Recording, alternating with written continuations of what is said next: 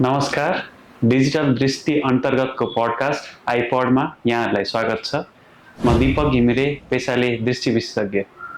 आज हामी यस्तो रोगको छलफलको लागि जुटेका छौँ जसलाई अन्धोपन निम्त्याउने एउटा प्रमुख कारकको रूपमा पनि बुझिन्छ। यो अवस्था हो मोतीबिन्दु।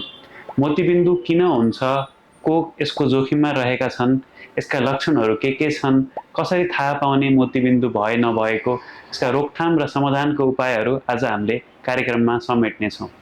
यसका लागि छलफल गर्नको लागि उपलब्ध हुनुहुन्छ हामीसँग वरिष्ठ नेत्र विशेषज्ञ तथा फेको अनि भिट्रोरेटिनल सर्जन डाक्टर रुचि श्रेष्ठ। म्यामलाई कार्यक्रममा स्वागत छ। नमस्कार। शीर्षकतर्फ नै लागौँ। मोतीबिन्दु भनेको के हो र आँखामा मोती चाहिँ कसरी बन्दछ म्याम?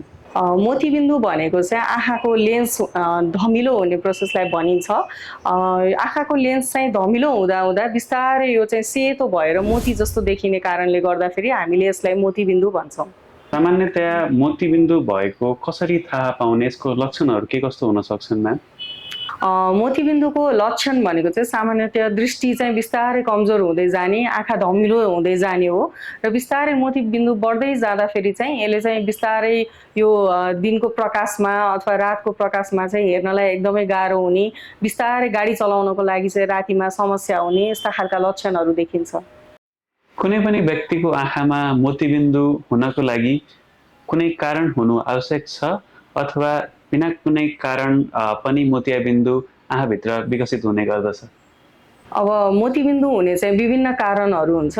सामान्यतः चाहिँ उमेर बढ्दै जाँदाखेरि एज रिलेटेड अथवा उमेरसँग रिलेटेड मोतीबिन्दु चाहिँ सबैभन्दा कमन हो र यसबाहेक चाहिँ मोतीबिन्दु जन्मजात पनि हुनसक्छ। कन्जनाइटल क्याट्राक्ट अथवा जन्मजात नै मोतीबिन्दु पनि सानो सानो बच्चाहरूलाई पनि हुनसक्छ र यो बाहेक चाहिँ अरू जस्तो धेरै अल्ट्राभायोलेट रेडिएसनहरूमा काम गर्ने, रेडियोलोजी डिपार्टमेन्टहरूमा काम गर्ने, त्यसपछि धेरै घाममा एक्सपोज हुने, चोट लागेको कारणले गर्दाखेरि अथवा औषधिहरू जस्तो स्टेरोइडको ओभर युजले गर्दाखेरि पनि मोतीबिन्दु बढ्न सक्छ र विशेष गरी अहिले चाहिँ यो सुगर पनि एकदम धेरै मानिसहरूलाई बढेको हुनाले सुगरको कारणले पनि मोतीबिन्दु चाहिँ बढ्न सक्छ। धेरै धन्यवाद डाक्टर, कारण र लक्षणको जानकारीको लागि। अब हामी यसको रोकथाम अथवा समाधानतर्फ लागौँ। मोतीबिन्दुको रोकथाम अथवा उपचार कसरी गर्न सकिन्छ? अब मोतीबिन्दु नहुनको लागि त अब विशेष गरी उमेरको कारणले भइरहेको मोतीबिन्दु हो भने चाहिँ हामीले रेगुलरली एटलिस्ट वर्षको एकचोटि चाहिँ आँखा जाँच्न जरुरी छ। आँखा नजाँचिकन चाहिँ आँखामा मोतीबिन्दु भएको छ कि छैन भनेर चाहिँ हामीले पत्ता लगाउन गाह्रो हुन्छ, किनभने यो चाहिँ एकदमै स्लो प्रोसेस हुन्छ र यसमा दुखाइ पनि हुँदैन। त्यसले गर्दाखेरि चाहिँ हामीले सकेसम्म जतिसम्म देख्छौँ त्यतिसम्म पर्खेर हेर्दाखेरि चाहिँ ढिलो पनि भइसकेको हुन्छ। तसर्थ हामीले चाहिँ वर्षको एकचोटि रेगुलर चेकअप गर्यो भने चाहिँ यसको चाहिँ रोकथाम गर्न सकिन्छ। र अर्को भनेको चाहिँ सुगर प्रेसर हुनेहरूले पनि नियमित आफ्नो शरीरको जाँचहरू गरेर पनि मोतीबिन्दु हुनबाट चाहिँ जोगाउन सकिन्छ। जसरी विभिन्न शरीरका रोगहरूमा दुखाइ, जलन, पोल्ने खालको समस्या हुन सक्छ, त्यस्तै मोतीबिन्दु लागेको अवस्थामा पनि दुखाइ अथवा अन्य असजिलो सिम्पटमहरू कुनै रहने गर्छ?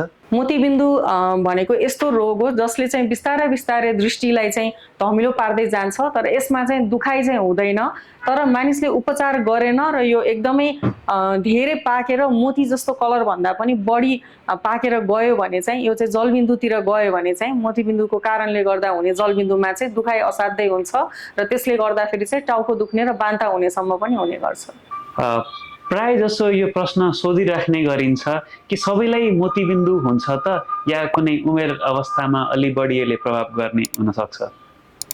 मोतीबिन्दु चाहिँ सबैलाई त हुँदैन, तर यो चाहिँ बच्चादेखि बुढोसम्म चाहिँ हुन सक्छ। अब यसको विभिन्न कारणहरू जस्तो अब बच्चालाई हुने भनेको चाहिँ विशेष गरी कन्जेनाइटल अथवा जन्मजातै हुने गर्छ, त्यो चाहिँ हेरिडिटरी हुन्छ।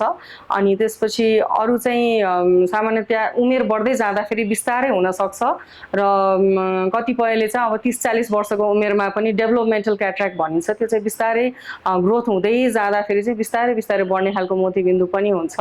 र उमेर बाहेक चाहिँ अरू रोगहरू जस्तो सुगर भयो, त्यसपछि यो स्मोकिङ धेरै गर्ने, अल्कोहल धेरै खाने, सूर्यको प्रकाशमा धेरै हिँड्ने, अल्ट्राभायोलेट लाइटमा धेरै एक्सपोज हुनेहरूलाई पनि हुने गर्छ र चोटपटकले पनि मोतीबिन्दु चाहिँ हुन्छ। शरीरका विभिन्न रोगहरूलाई हाम्रो खानपिनले प्रभावित गर्ने गर्दछ के मोतीबिन्दुलाई पनि कुनै स्पेसिफिक टाइपको कुनै पर्टिकुलर टाइपको खानपिन खायो भने विस्तार गर्ने गतिलाई कम गर्न सकिने त्यस्तो कुनै विकल्प हामीसँग उपलब्ध छ? अब खानाले त विशेष गरी मोतीबिन्दुसँग त त्यति सम्बन्ध त हुँदैन, तर पनि एन्टिअक्सिडेन्टको चाहिँ केही रोल चाहिँ छ मोतीबिन्दुमा। किनभने एन्टिअक्सिडेन्टको प्रयोगले चाहिँ मोतीबिन्दु बन्नबाट भन्दा पनि त्यसलाई चाहिँ चाँडो चाँडो बन्नबाट चाहिँ जोगाउन चाहिँ सक्छ। म्यामले अघि पनि भन्नुभयो स्टेरोइड आँखा औषधि अथवा स्टेरोइडको कारणले गर्दा मोतीबिन्दु हुन सक्छ। यसको कारण चाहिँ के होला? स्टेरोइडले कसरी मोतीबिन्दु निम्त्याउन सक्छ? अब यो स्टेरोइड प्रयोगकर्ताहरूको लागि चाहिँ लामो समयसम्म जसले स्टेरोइडको प्रयोग गर्नुहुन्छ, जस्तो इम्युनो कम्प्रोमाइज बिरामीहरू हुनुहुन्छ, जो चाहिँ डायलाइसिसहरूमा हुनुहुन्छ अथवा ट्रान्सप्लान्टहरू गर्नुभएको छ, अथवा आँखामा पनि युभिआइटिस रोग लाग्दाखेरि चाहिँ लामो समयसम्म, अथवा एलर्जीको लागि पनि लामो समयसम्म स्टेरोइड युज गर्दाखेरि चाहिँ त्यसले चाहिँ बिस्तारै लेन्सको प्रोटिनलाई चाहिँ डिनेचुरेट गर्दै जान्छ, अनि त्यसले गर्दाखेरि बिस्तारै लेन्समा चाहिँ धमिलोपन स्टार्ट हुन सक्छ, जसले गर्दाखेरि चाहिँ मोतीबिन्दु हुन्छ। धन्यवाद। अरू रोगहरू जस्तै के मोतीबिन्दुका पनि विभिन्न प्रकारहरू हुने गर्छन्? मोतीबिन्दु एकदम विभिन्न प्रकारका हुन्छ। न्युक्लियर, कर्टिकल, पोस्टर सब क्याप्सुलर भन्ने किसिमको हुन्छ। पोस्टर सब क्याप्सुलर भन्ने किसिमको चाहिँ कस्तो हुन्छ भन्दाखेरि त्यो चाहिँ ठ्याक्कै देख्ने भागमा आँखाको नोडल पोइन्ट अफ आईबाट सुरु हुन्छ, जसले गर्दाखेरि लाइट छरिने, राति नाइटमा ड्राइभिङ गर्दाखेरि एकदमै गाह्रो हुने र भिजन एकदमै कम नभए पनि मानिसलाई चाहिँ त्यसले चाँडो समस्या ल्याउने हुँदाखेरि त्यस्तो खालको मोतीबिन्दु चाहिँ अलिकति चाँडो नै उपचार गर्नुपर्ने देखिन्छ। धन्यवाद म्यामलाई।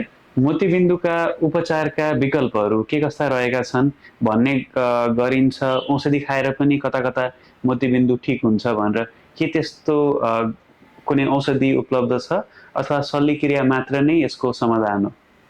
अब मोतीबिन्दु भनेको चाहिँ एउटा सामान्य रोग पनि हो र यसलाई गम्भीर पनि मान्न सकिन्छ, किनभने हामीले मोतीबिन्दुको समयमै उपचार गरेनौँ भने चाहिँ यो मोती जस्तो कलर भएर गइसकेपछि चाहिँ यसको उपचार गर्नलाई चाहिँ जति ढिलो गरे त्यति नै यसको चाहिँ उपचार गर्नलाई अलिक गाह्रो हुने गर्छ।